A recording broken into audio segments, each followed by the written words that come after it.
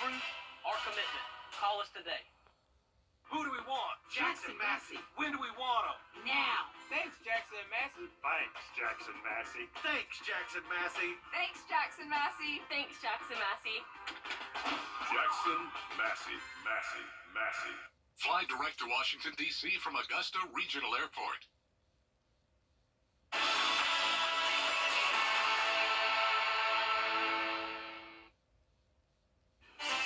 Well, get ready to go from the fan to the fireplace when we're talking temperatures of 82 tomorrow, but 56 by Sunday with a chilly rain.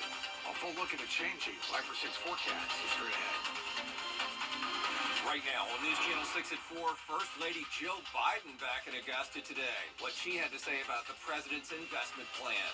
Also ahead, this day after Election Day, we're going to break down how a local government selects a winner when there's a tight race. And can you believe it?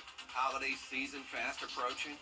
What you need to know before you catch a flight at the Augusta Regional Airport. A lot of work going on there. As your news at 4 starts now. Live from Television Park, this is WJBF News Channel 6 at 4. Good afternoon, everybody. I'm Brad Means. Thanks for joining us. As coverage you can count on begins with the First Lady of the United States, Jill Biden, coming back to Augusta today. News Channel 6's Renetta Dubose is covering her visit. The First Lady spoke directly to students who will be looking for jobs soon and applauded the city and school leaders for preparing people for careers in manufacturing. So when I was here last, you talked about how much fight there was in Augusta and how this city was growing and ready to take on the world. And I'm so grateful that with your leadership, this city is delivering on that promise. It's a promise built on partnership. The White House forging a bond around Augusta being an Investing in America workforce hub city. The Garden City is a beacon in Georgia and across the nation for expanding pathways to good-paying manufacturing jobs. I want to take you back to a moment a few years ago when my husband Joe took office and the pandemic was still raging. When jobs here seemed to be disappearing every single day. When young people were graduating from school and struggling to begin their careers. Jill Biden told the group of local leaders, students, and city stakeholders that plants such as Arubis and other businesses locally are pipelines for students from Richmond County Schools, Augusta, and Aiken Tech. She says it's a system President Joe Biden wanted to create. Joe ran for president on a mission to build the middle class. The First Lady spoke directly to students, shaking hands and hopeful for the future. I'm thinking about aerospace engineering or astrology because I love mechanics and planes and space. I want to work on aeronautics and that stuff. I would either want to work on that or paleontology. If they stay in school and stay focused, they could be a part of continuing to build our community. Biden toured Arubis first, even holding the plant's signature metal, copper. Copper is the main metal, but we're also talking about nickel, about also precious metals, everything which is there. And that's what we're doing in Europe, in already 6 large plants that we operate in Europe. And we are recycling there all kind of different metals and bring them back into the economy as virgin metals to be used again. You may remember Jill Biden came to Augusta Tech in July, and that was because the White House selected the city as a workforce hub to prepare people for careers in manufacturing. In Augusta, Renetta Dubose, WJBF News Channel 6. Well, today we're answering questions about city voting laws in Columbia County after yesterday's election. Hannah Latier joining us now with a look at how Grovetown and Harlem handled their elections a little differently. Thank you, Brad. Unlike Augusta and many other municipalities, cities like Grovetown follow a plurality, or whoever gets the most votes wins method instead of doing runoff elections. Harlem does this too, but there is one exception. Back in the early 2000s, the city adopted an ordinance stating that council member elections will still follow a plurality method, but mayoral candidates must receive 40% of votes or there will be a runoff. Meanwhile, Grovetown has used the winner-takes-all method since it became a city back in the 1800s. It's legal due to population size. Georgia code states all candidates in a city with a population of more than 100,000 must receive the majority of votes cast or there will be a runoff. According to the 2020 U.S. Census, Grovetown and Harlem's populations added together is only about 38,000. I'm sure there are pros and cons with any type of election that you hold, but I think with a plurality vote, it's just a little bit simpler. It's easier for the constituents to understand, and it's easier for folks to just go in, cast their vote, and be done with the election.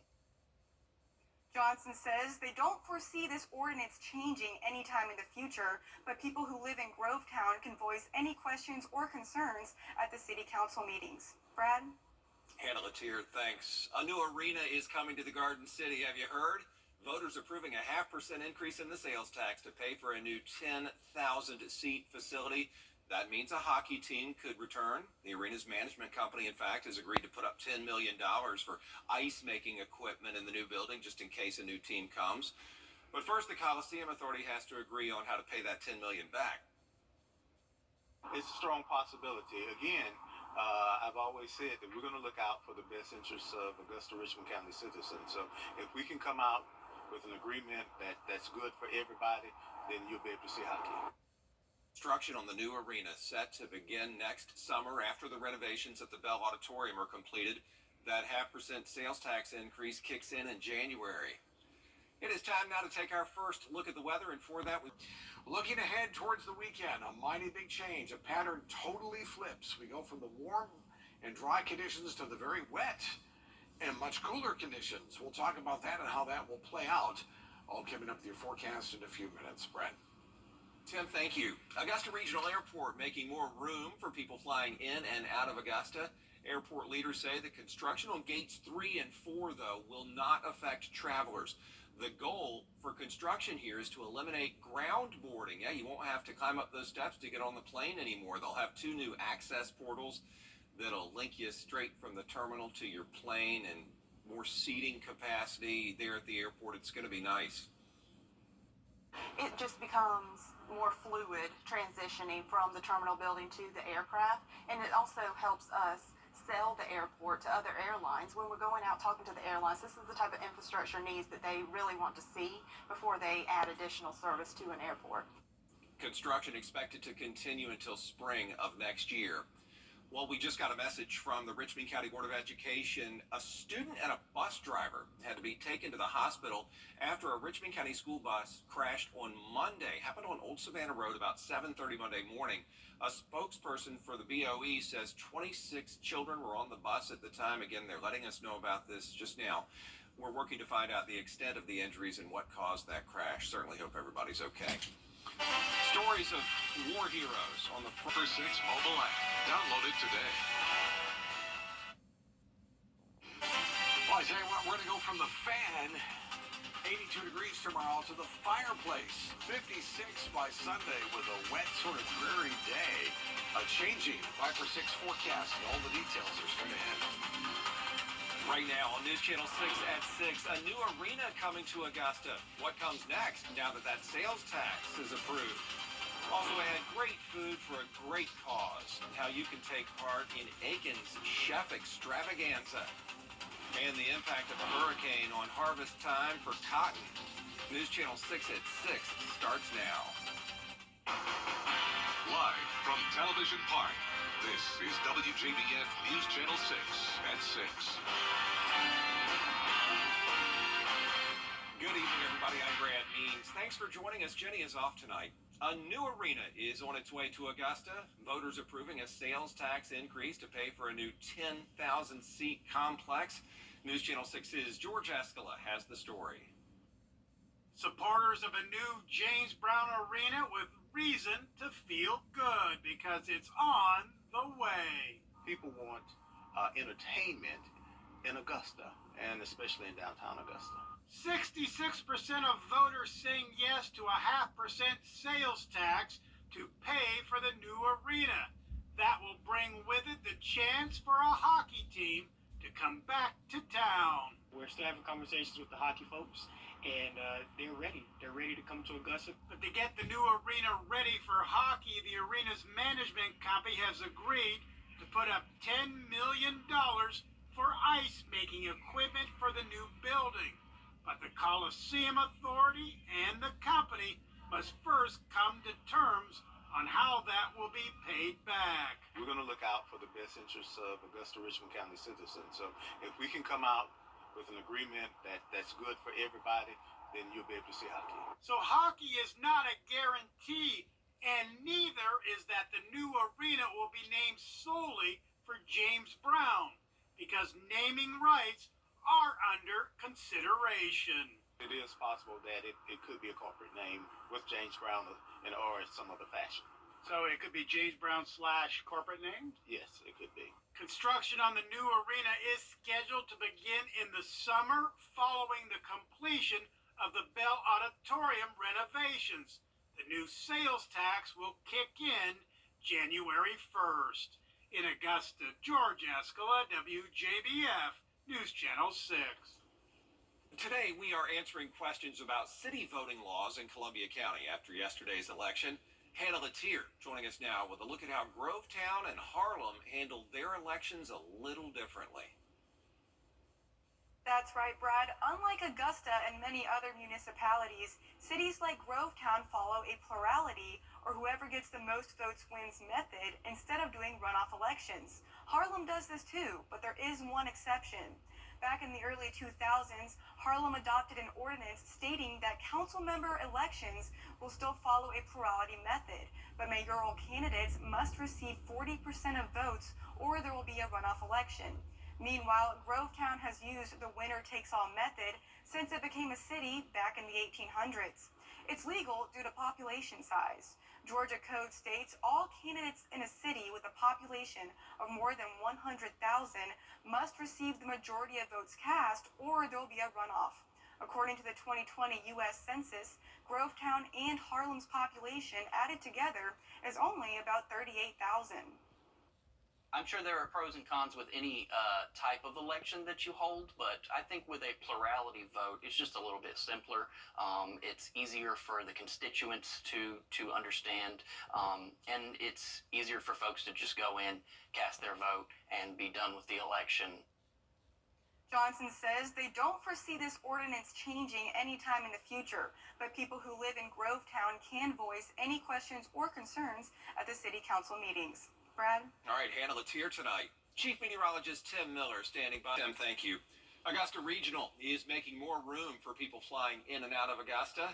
Bria Smith is live at the airport now with the story. Bria?